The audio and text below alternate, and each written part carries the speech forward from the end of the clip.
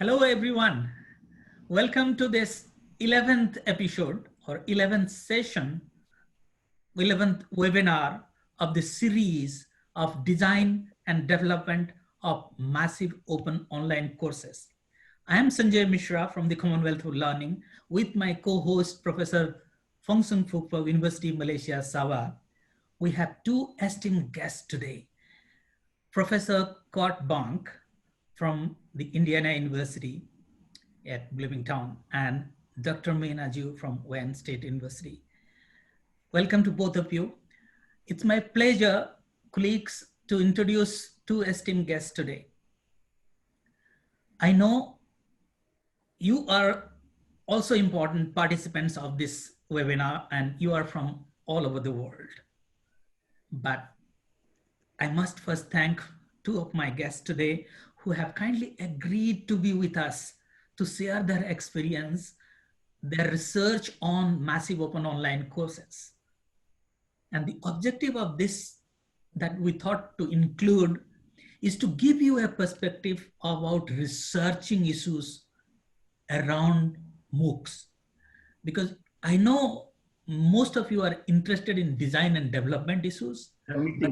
We thought that it's important to bring in the issues related to research around this, because as teachers, most of us are interested in research.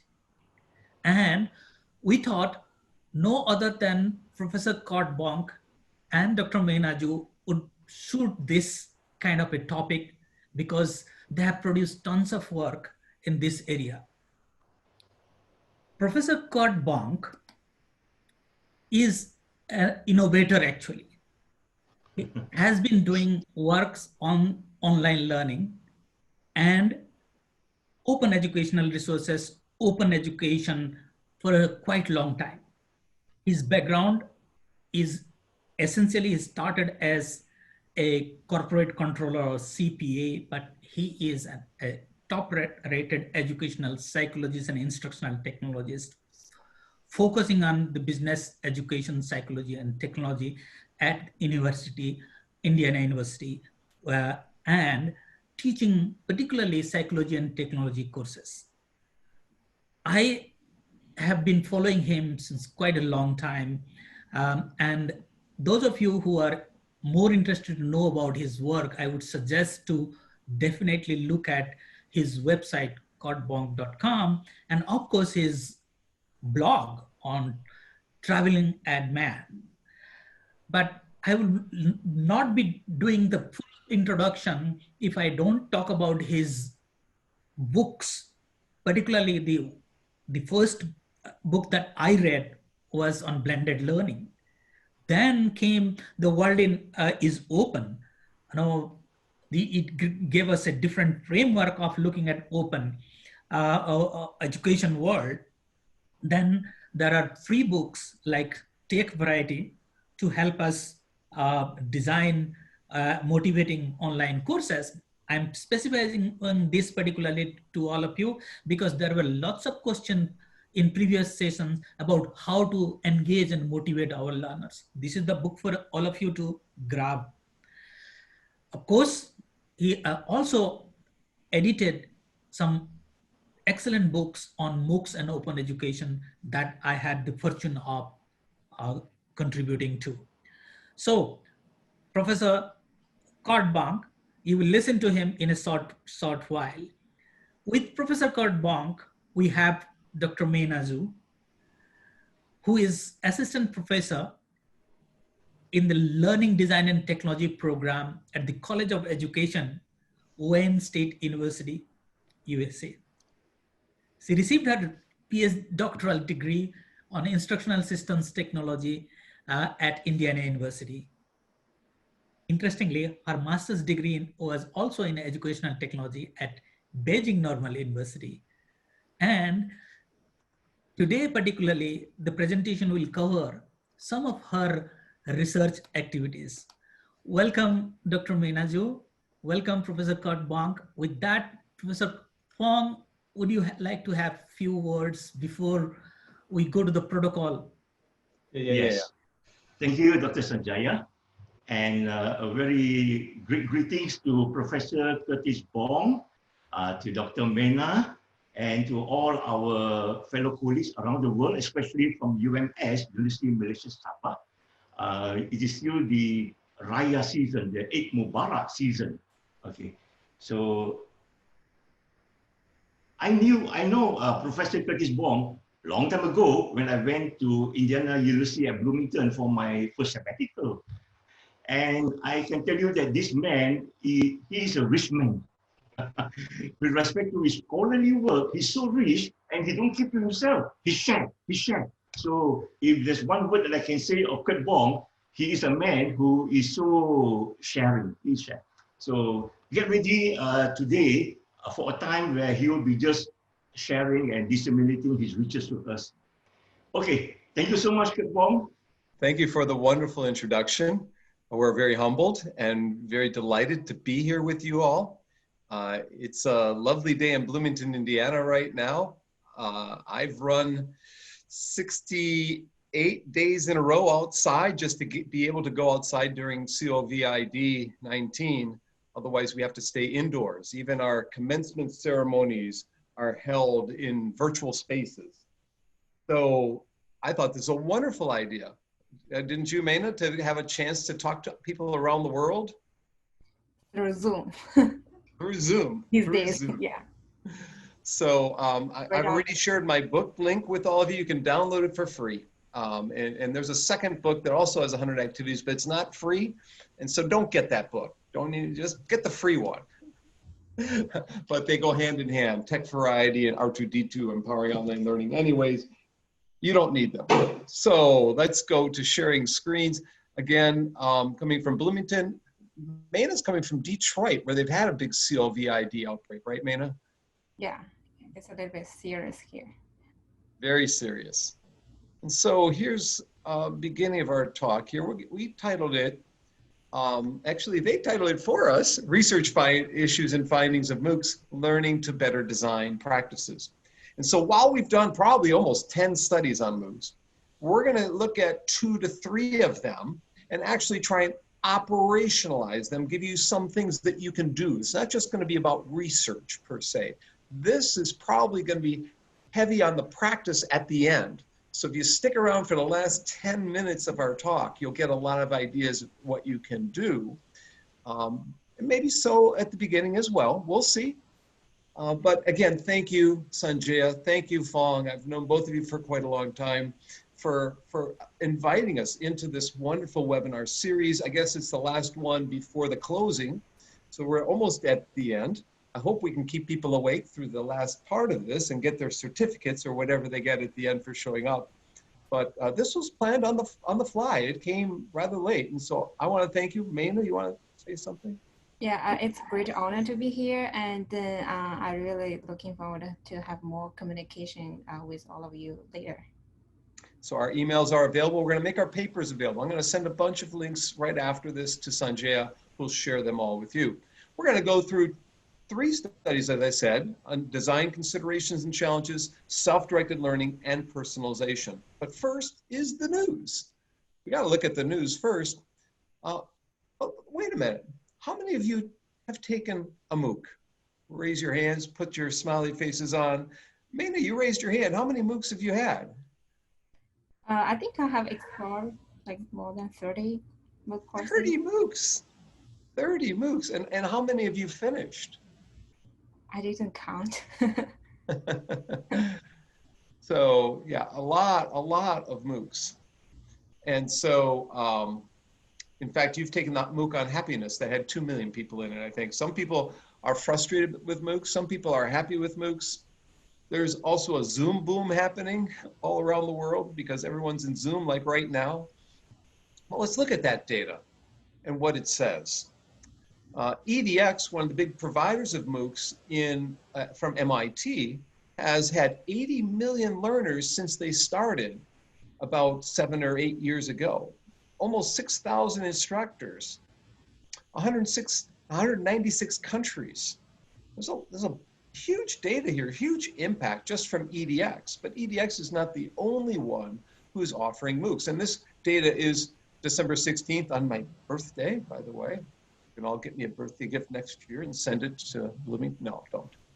So the next set of data comes from Udemy. Udemy's out of San Francisco, and they've seen a surge, a huge growth of people participating from Canada, from Mexico, Brazil, Australia, India, Italy, you name it, and you got the numbers there. They're taking courses in piano, in playing guitar, but also in financial analysis, in Excel, and keyboarding, and stock trading, all sorts of serious topics as well. You know, this is amazing, the growth that you just Udemy, and Udemy lets you put a MOOC up. You could create one on stress management, which is growing, on decision-making, virtual teaming, technical drawing, chatbots, creativity. The growth is different in different countries. In Spain, they're playing the piano. In Italy, they're learning to play the guitar. And in India, where Sanjay is from, they're a little more serious in India. They get business fundamentals and communication skills. And so different things in different countries. But you see the 425% increase, 425% increase in learners, in participants, 55% increase in instructors, and 80% in government and business. So this is huge. You know, some are taking IT skill courses, some health and fitness, which makes sense during the coronavirus, they want to be fit. Office productivity. Even my own students are creating MOOCs in Udemy. And one of my students created it in a survey tool called Qualtrics. Some people out there are taking so many MOOCs, they are joining clubs where they take more than 100. Like my friend Jim Nagaya from Nigeria. He has taken actually I think he told me 700 MOOCs, of which he passed 200 or 300 of them and got certificates. You have to be a self-directed learner, wouldn't you say, Meina? To get, you know, very much so. And so Meina and I have been looking at self-directed learning, right? And so, new data. December 17th, 2019. Online degrees slow down. Go to Class Central and you can get this data. Just type Class Central in a Google search and you'll find this data. But I mean, are they really slowing down? Actually, no. If you click the next slide, okay, and you can see there are more than 100 million students enrolled in the MOOC courses, and they were offered by more than 900 universities. And over 13,000 some courses and 800 credentials, 50 different degrees that you could take. And so, can we visualize that, Meina? Yeah, if you hit the next slide, you can see the visual, like during these years, the number of MOOCs grew very fast. In just 8 years, the growth of MOOCs has taken off, you can see there. And the programs, they're also growing, as you can see. Coursera, EDX, FutureLearn, they've grown the programs from 2017 to 2018. And credentials, micro-credentials, nano degrees, and so forth and so on. Now, the New York Times, Meina, yesterday they had an article. Everyone's sharing this New York Times article. Why did they share this article in the New York Times? Oh, in this article, it said like Coursera added like 10 million new users just from mid-March to May, 2 months. A huge growth at Coursera alone. People are, and they're on my television late at night. If I watch any I try not to, but Coursera has all these ads in the United States to take courses from University of Illinois or Michigan or wherever. So many courses being offered that now we have Cyber Week, Cyber Monday after Black Friday, Thanksgiving. We have discount coupons to take a MOOC in the summer or in the winter or all times of the year. So we're going to start and look at study number 1 here on MOOC design considerations and challenges that was published in December 2018. So a little over a year ago. It's not that old, about a year and a half ago. We'll send this to you. And we're going to look at the instructor side because we've got a database of over 3,000 MOOC instructors. We're able to tap into that for studies on personalization, cultural sensitivity, motivation, professional development, and instructional design. The instructional design is this study. Most people are studying, what is it, students, right, Meina? And they're studying what else? Students' motivation, engagement, etc., and instructional design. And they're looking at impact, they're looking at context, but they're not looking at the instructor. And so we're trying to look at the instructional design side set up by an instructor. It's one of the main things. So this study will provide suggestions for future MOOC instructors. In fact, we have one study on Indonesian MOOCs and Malaysian MOOCs that we'll send to Sanjaya as well. And the instructional designers and their design considerations and their design challenges. So what are those design challenges when they create a MOOC? How do they perceive the challenges in front of them? What are the considerations and what are the challenges? And then how do they address those challenges?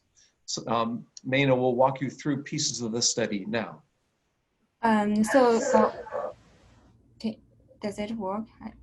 So what we did is that we used a sequential mixed method design. We collected quantitative data first, and then after data analysis of the quantitative data, we collected qualitative data and analyzed them.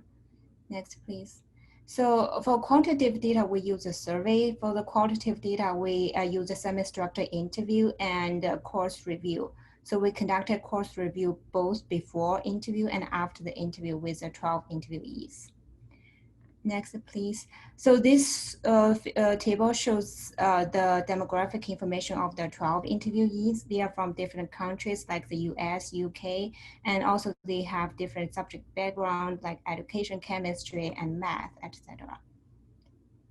To increase the validity and reliability of this study, for each research question, we use at least 2 data collection and analysis methods. For quantitative data, we use descriptive statistics. For qualitative data, we use content analysis to analyze the data. And so you see here, how many MOOCs have they designed in the past? One, typically one, just one. So these were not savvy people with MOOCs and probably not with online learning. Probably what happened is that they got their arm twisted behind their back and said, could you please offer a MOOC? And they said, oh, maybe. Or maybe they got a lot of support. Many people get a lot of production support, taking videos and such. 15 of them had 4 or more MOOCs, but that's not the norm. They're teaching 1 MOOC. So it'd be really interesting to do a study of people who've taught 6 or 7 or 8 MOOCs.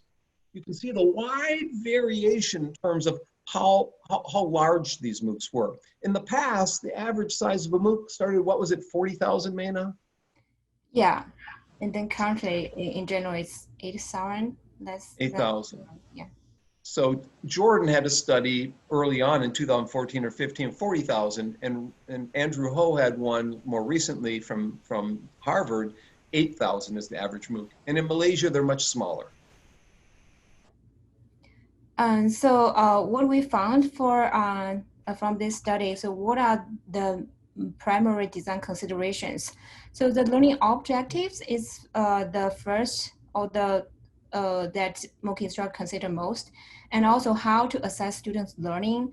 Another issue is the logistics, so how much time they have to design the MOOC courses. And the fourth primary consideration is how to engage learners, which are also the like all the educators who are interested in currently. Next, please. So as you can see in this figure, so a majority of them consider learning objectives assessment. However, few of them consider like software resources or tools for communication. So kind of technology support is not the main consideration for the instructors.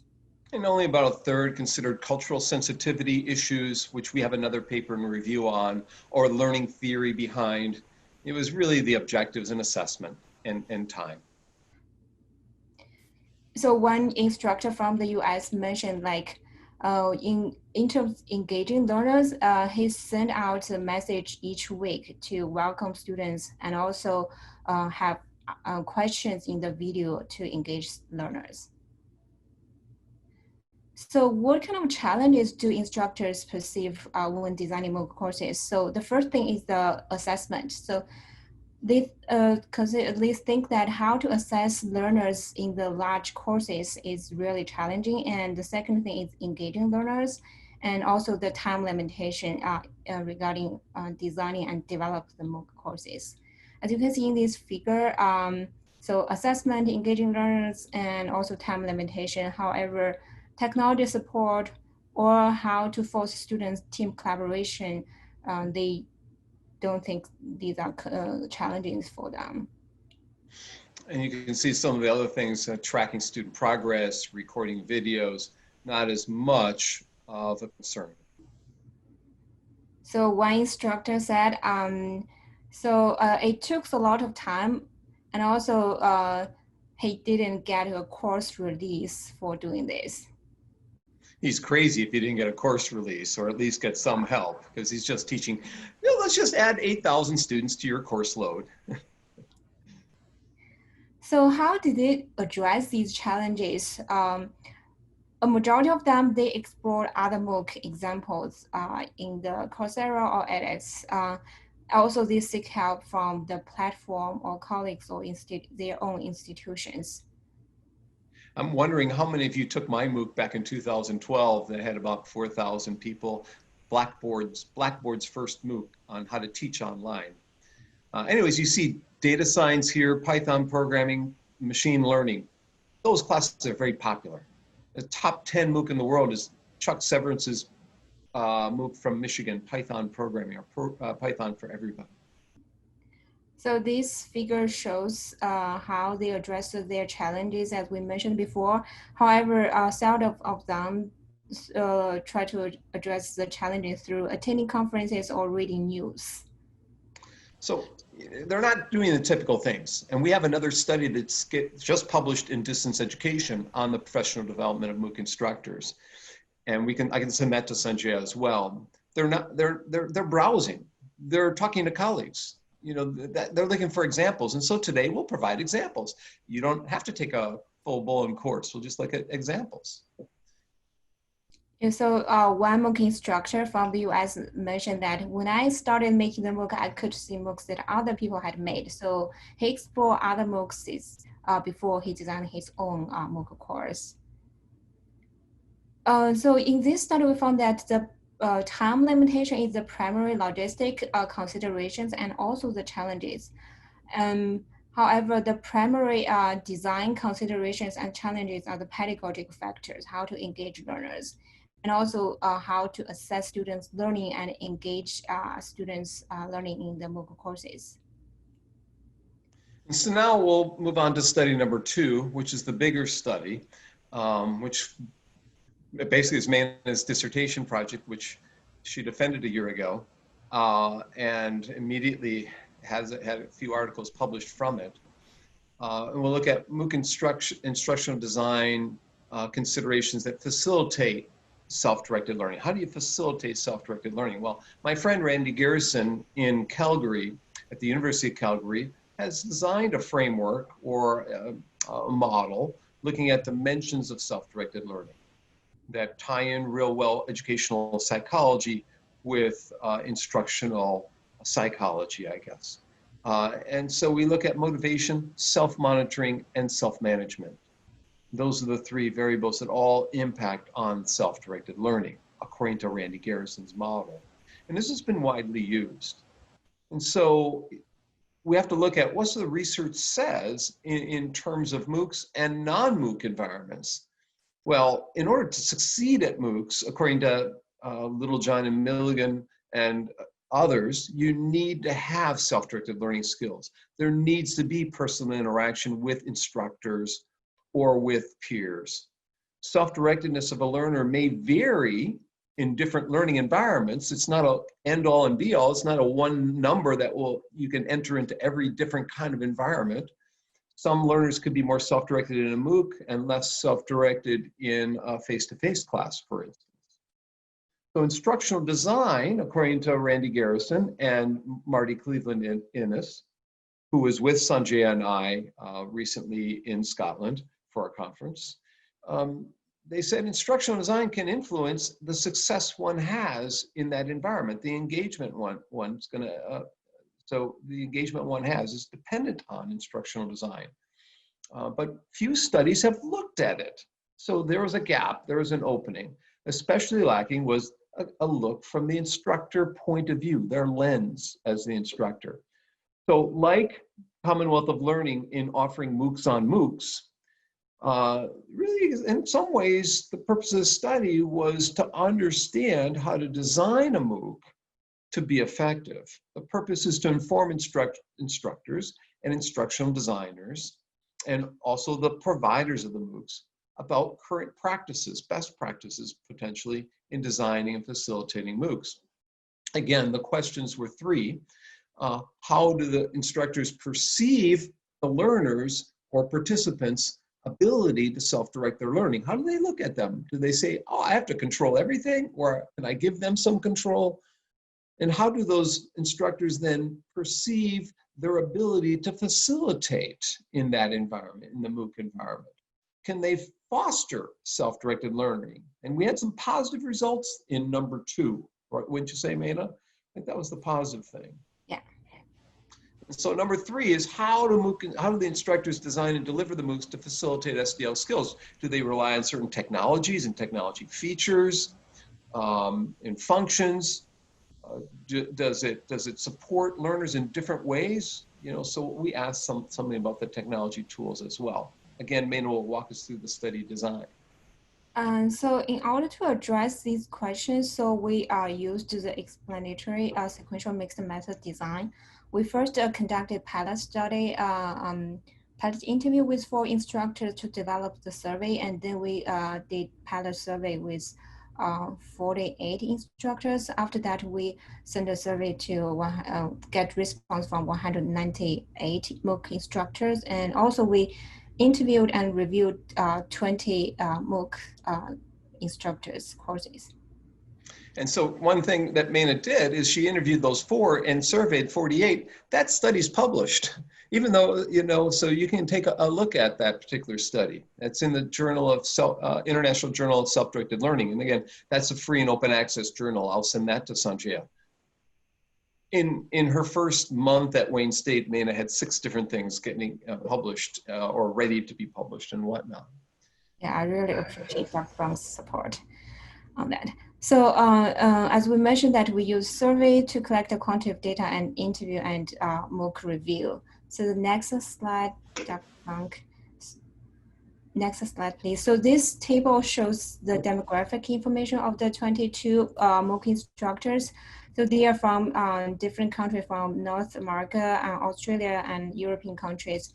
And they teach different courses like social science, medicine, and health. The courses were provided in different platforms like Blackboard, Future Learn, Coursera, etc. So this is the detailed information of the MOOC instructors. Next slide, please. Yeah, and by the way, Meina, we only asked her to do like 15 or 20. She did 22 interviews. Some of those people, as you see in the upper right, I without T. That means instructor without a teaching assistant. Those were the crazy people that were teaching without any help. So there's a lot of interesting, if you look at this thing long enough, there's a lot of interesting things there, but we'll move on. So to increase the trustworthiness of this study, we used at least 2 data sources for each research question. For quantitative data, we conducted descriptive statistics. For qualitative data, we used content analysis through NVivo. So the MOOC, their subject background including the social science, medicine, health, and some of them are from math or engineering. And you see medicine high in all our studies. Isn't that right, Meina? Yes. Seems like medicine is doing a lot of MOOCs. Not often language and literacy. Business somewhat high, social science, yes. It changes in all our studies. It changes, but computer science is generally high. Yeah, so for research question 1 regarding instructors' perceptions of student self-directed learning abilities or their, so MOOC instructors think that self-directed learning is a set of skills that can be educated or the personal attributes that can be changed. So seldom of them think that it can never be changed. Emma, one of the instructors, said she thought the student self-directed learning means that students can manage their time and coursework and fit the course into their own schedule and lives. In terms of their perceptions of facilitating the self-directed learning, so MOOC instructors, a majority of them think that they can intentionally or unintentionally create a learning environment to help students self-directed learning. So that's the positive finding there. Yeah. They say, yeah, we can do it. We can do it, you know? So it's no problem. You may disagree, but these instructors said yes. So actually, she emphasized both the importance of both instructors' facilitation and student self-directed learning skills. So she said students, they have their own self-directed learning skills, but instructor can scaffold the learning experiences to help them. So research question 3 is also one of the most important one, which shows us the specific strategies that are used to help students self-directed learning. The first category is the motivation. So for the interim motivation, so at the beginning of the course, MOOC instructors help students to identify their learning needs or their learning goals, and also help them to get a sense of achievement. To help them to maintain the course, they motivated students through interactive instructions or diverse or optional learning materials and immediate feedback, etc. Learning community is one of the strategies that he used. For example, one MOOC instructor from Australia, he asked a student to use this say hi to each other through this interactive map. And also he created a Facebook page. Yeah. Which is what I did when I offered a MOOC. We had people put, where they were coming from during our synchronous session we had on a map on there. And I'm curious, what other countries, if you put down the chat window besides Malaysia, where else are people coming from today? I hope we have at least 10 different countries in this session. So we'll see. Sanjay can count up how many different countries that we have in here. Okay. On to the next slide. That's one way to build community. Just sharing where you're from, sharing interests, having social icebreakers of sorts. And that free book you can download has 10 examples of social icebreakers in it. It has 100 activities that you can use that are low risk, low cost, low time. So the second primary element to facilitate student self-directed learning is to help them with their self-monitoring process. To help students' cognitive process, the MOOC instructors, they provided quizzes for self-assessment and also provide tutorial on technology use like learning advices, etc. To help student metacognitive process, they encourage students to reflect their learning and think critically by providing reflection questions and building learning community. And also they provided external feedback. So this is an example of the self-assessment. So they provided the self-assessed quizzes and then student can get immediate feedback after they took the quiz. And this example how they help students to self-reflect their learning process by providing progress indicators. So each of these graphics that we're showing you here are things that you can incorporate in your own MOOC, whether it is the self-check assignments, which we'll come back to, or progress indicators. And also they provided peer assessment methods, like you have to review your peers' assessment before you can get feedback from your peer. And so having peers assess, not just instructors, instructor would die teaching 8,000 and grading all the work. Some have system feedback built in, computer-based feedback. Some have self-feedback. Some have peer feedback. So the third primary strategy that they use to facilitate student self-directed learning is to help them to self-management. So first they help students, like we mentioned before, set their learning goals, and also with time management, they provide time frame or progress indicators and provide short learning units, videos, and also provide flexible learning resources to help them to manage the resource and support. So this is example of the time estimates they provided to students. So this is a 4-week course. So how many minutes you will take to finish one video or readings. Also, the technology plays an important role to help students have direct learning. So the one is the synchronous communication technologies that they use in their course. So Google Hangout and YouTube Live, they use them to hold a synchronous session to address students' questions. Another way is using asynchronous communication technology. The most common one is discussion forum in each course. And also multimedia like videos, graphics were used in their courses and feedback technologies. So from this study, we found that MOOC instructors thought the self-directed learning can be changed, and also they can help and facilitate students self-directed learning. The specific strategies including how to motivate students, help them with their self-monitoring process and self-management, and also the technology plays a very important role to facilitate students self-directed learning. So SDL can be changed. I'm sorry, Meina, you're going to say? Yeah, so they have some expectations regarding using technology like adaptive learning system and artificial intelligence to help them to support students self-directed learning. For the future. And we'll talk about that right at the end, the future. Lots of information on the future, but I lie. And so implications for instructors, instructional designers, build that learning community somehow, inspire intrinsically as well as extrinsically. It's both, they're doing both. Find ways to personalize learning. The third study, we'll talk about that and how to create that personalization in that environment and provide some analytics that they can self-assess whether they're doing well enough in the course and progressing at the speed that they anticipated that they will. So based on this research, we summarize the top 10 strategies to facilitate students self-directed learning in MOOCs. And these things come right out of her dissertation and I think are very practical. And we're sitting at a conference in Toronto in April of last year and at the ERA conference, and we had all these slides up, but this was the one slide everybody wanted.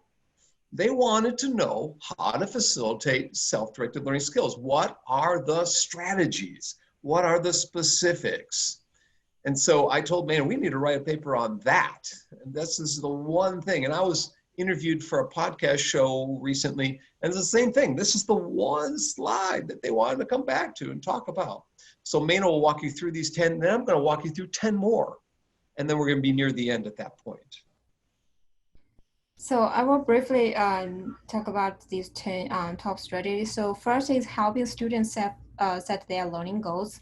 For example, one instructor said at the first page of the course, he asked why students take this course so that students can be clear with their learning goals at the beginning. Next, please. The second, as we discussed before, building learning community is very important. Like Joshua from the UK mentioned, so we use a lot of resources that already exist, and then we use a MOOC discussion board to engage students in the learning community. When she says Joshua, keep in mind that's the instructor. It's not a student, that's the instructor view. Instructor, yeah. We have another study of student view coming in, and actually it's more quantitative. I think it's in the British Journal of Educational Technology. It just came out. So it's hard keeping track of all of them, but again, we're going to share as many as we can.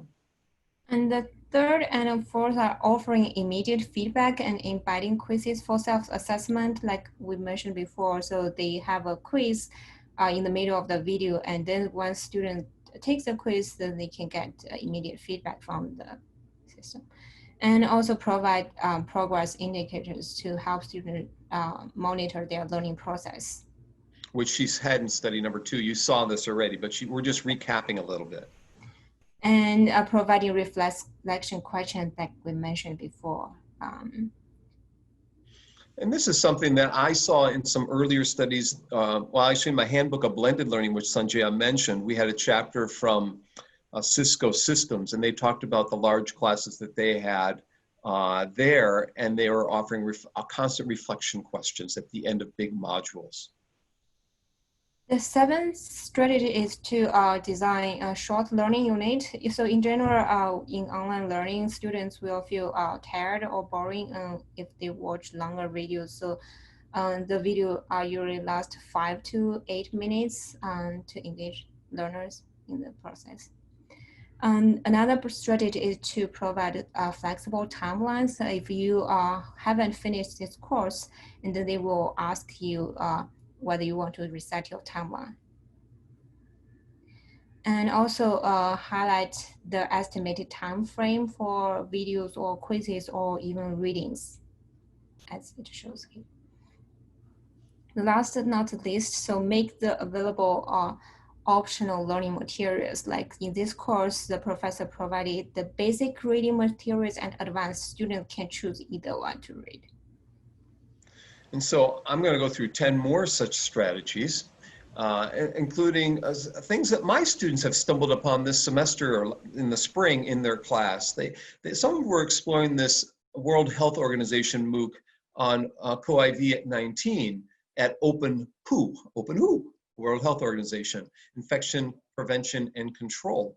What they found was a very structured learning environment with clearly stated objectives, estimations on time to completion of each module, the number of modules, the title of the course, the syllabus, and so forth. So very structured in terms of the visuals, the graphics that brought all the material together. They matched up any narration or audio files with what's displayed on the screen. Similar to Richard Mayer's Learning Principles, his multimedia book that he has out there. He has certain principles for effective use of multimedia. You might want to take a look at M-A-Y-E-R, Richard Mayer. So they abided by that in this particular course. They also then, upon completion of the MOOC, had a certificate or a goal that learners move towards. Humans are goal-driven creatures. We're very structured as well. We want these set of determinants of where to go. We want some sense of controlling our own destiny. We want a sense of control over it, but we also want to know what we're going to get in the end. Okay. We also then looked at a MOOC on the science of well-being. That's the largest MOOC, I think, maybe in the world, with millions of learners, 2 million some. And there are certain things that the instructor, and Meina signed up for this MOOC, right, Meina? And yes. How was it? How was this? You want to recommend it to people? Very engaging. Yeah, especially during this pandemic time. It's good to take. Why is it good? It may make you feel happy. So if you want to feel happy, take this MOOC on feeling happy. The most popular course at Harvard, by the way, is a course on happiness. The most popular MOOC is a course on happiness. Everyone wants to be happy, And that's why I hang around Sanjay and Fong all the time, because they're happy guys. And Meina's happy too. So you can deal enough with your life with people who are not happy. So another thing, one thing that she did is she provided an overview of the week, just like the other instructors. What do they have to read? What do they have to watch? Some structure being presented within this. So the learners see the structure and then they're able to work through it. Now I learned through television and correspondence courses before grad school, and I needed some structure from the outside that was provided by the guidebooks, in effect. Today we can offer these guides online. You might have lectures that are captured, and then you have the caption that's displayed. So there's Lori Santos and her lecture, but she also has the transcript available. If you're hearing impaired, there's a transcript available for you. And so they might be captured that way. Another thing, they might have quick checks on if you're not on your knowledge and how much you learned. So pop-up questions for a quick check on the learner. Just, hey, if you answer it correct, if you feel pretty confident, I'm self-efficacious as a learner. My self-efficacy is high because I keep getting them all right, okay? And each one, I feel good every time I hear the bell ring. Okay. Providing learners with self-selection options, she does this too. You can choose option A, option B, option C, question 1, question 2, question 3. You can read all the materials, you can have choices on the material, you can cut corners if you know it already. If you're already a happy person, cut the corners. She does all this to kind of gear towards controlling the learning environment, personal control, intrinsic control, and having, you know, kind of DC and Ryan, intrinsic motivation, Richard DC and Edward DC and Richard Ryan. She had visuals showing what they completed, what grade they got, what weight that got. It could visualize, I can visualize my learning. It's apparent to me how far I've progressed. And so when I'm not lost, the system's very clear with what I've gotten done. That helps self-directed learning by knowing I can control my path, by seeing what I've done, by visual showing my work progress and how much time. Maybe it's got 10 minutes left of readings, 30 minutes of practice. Now I can save some time on my watch for that. And then she has what's called rewirements. Rewirements are assignments that rewire your brain a little bit by trying it out. I can have a gratitude journal. I can have a gratitude letter and send it to Sanjay, thanking him for this session, and Fong, thanking them so much. Thank you. So thank you. Thank everyone for showing up. I can have random acts of kindness, all sorts of ways to operationalize the course contents out there. I think this is ingenious. This is fantastic. Maybe this is why she has so many people signing up for her course. And she also has community members who come back and provide support. So if they've graduated, and other MOOC instructors do this as well, they support mentors, so they can support the community to mentor others to help them succeed. So this is a fantastic idea. I know Chuck Severance at the University of Michigan does this in his Python programming and his internet, history of the internet course. Peer graded assignments is a bonus item, number 21 in effect. If you know that the peer is gonna grade your work, you're more conscientious about doing it. You know someone's gonna look at it. You know someone's gonna have something to say. And so, yeah, having that outside voice, having the outside other. Do we have time for another quick study? Well, maybe quickly. Personalizing learning. I'll send Sanjay this study on personalizing learning that came out almost 2 years, a year and a half ago, September 2018, with Meina and others, Anissa Sari from Indonesia, and others on my team there. And we asked them about adaptive learning and about AI, and we found out AI is not happening in MOOCs. Automated kinds of tools are not there. Embedded agents and embedded counselors and automated alerts, they're not there. What's there is automated grading. So how do they personalize learning? Well, they give transcripts, they limit their hand gestures, they simplify the language. They don't talk so fast, Dr. Bob. Slow down. And so they simplify going through, no hand gestures. They add subtitling. Also, we actually have an article that's in review. I can send Sanjay the 2-pager. In fact, Sanjay helped me design that 2-page summary of how to personalize the learning environment and address cultural sensitivity. They do it through supplemental materials. They do it through announcements. They do it through tutorials, through projects, through discussion forums, and other things. Meina, we're at the end here, but before we get to the end, can you tell the people what the future is going to hold? I do know about the future. I'm not paying you any money to be my fortune teller then. What's the future going to hold? Well, we see this in the last couple of months, more and more MOOCs happening. So what's going to take place is partnerships within MOOCs, having cross-institutional partnerships to offer MOOCs in different and unique ways, cross-border related MOOCs. So we can have all sorts of people out there teach a MOOC from different vantage points in different places. And there'll be unique designs. There'll be unique, in effect, unique degrees, if you will. And so this is a very, very interesting and important time.